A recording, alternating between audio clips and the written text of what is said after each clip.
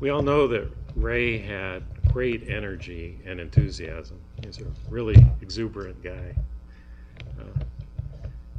What really impressed me most about Ray was how much of that energy he focused on service to others.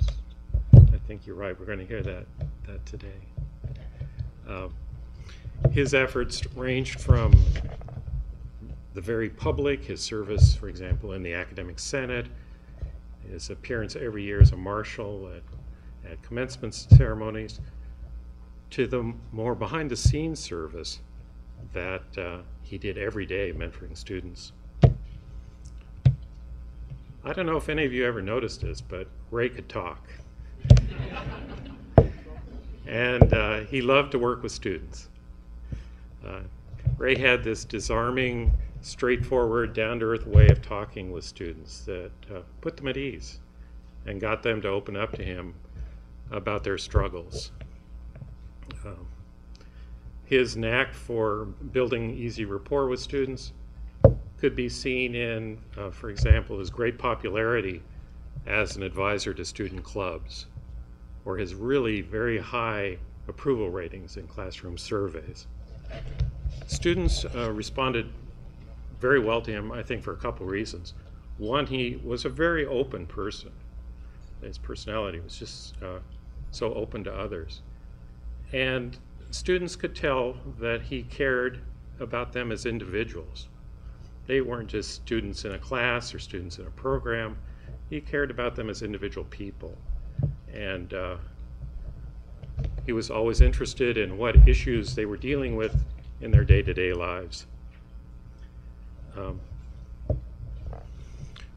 So he's very student-friendly, but at the same time, he was a tough professor. He's a hard grader, very tough grader, expected a lot out of students. He worked students hard and tried to instill in them a deep appreciation and understanding of biochemistry.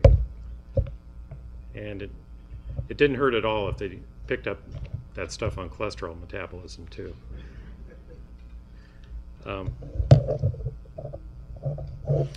Students had to just get over one potential hurdle in dealing with Ray.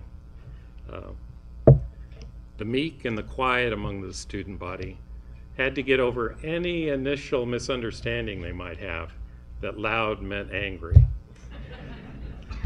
As with Ray, of course, that usually meant enthusiastic and happy. That was Ray. Ray was very generous with his time. A notorious night owl, Ray was here at all hours of the night.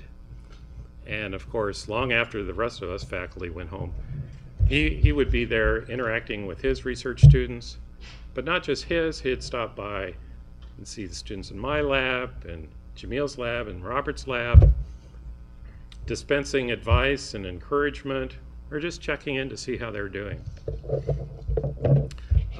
That's an example of how Ray befriended and mentored any student, really, who crossed his very wide orbit. Ray was fun-loving and usually had a sparkle in his eye.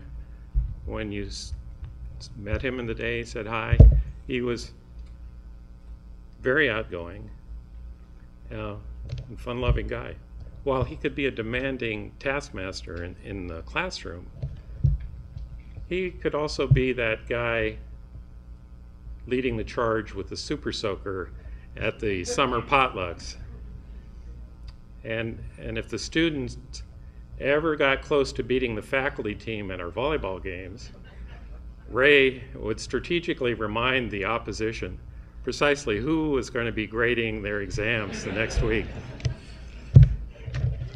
Amazingly, the faculty had a decades-long winning streak going. Ray achieved much in his career, and he received many well-deserved honors. Along the way, he made a difference in the lives of many people here at Cal State LA, and not just the students. Career-wise, just speaking of his career, I know he would say that he got the greatest satisfaction in working with students. It was a job he really loved. A few weeks ago, I ran across a book that made me think of Ray. I was cleaning out a bookshelf in my office, and I found this little book published several years ago by the National Academy of Sciences, a book on mentoring called Advisor, Teacher, Role Model, Friend, A Guide to Mentoring. And I thought, you know, that's really Ray. Ray Garcia, this person we've been lucky to know over the last 30-some years, he was all those things, especially friend. And I know we're going to miss it.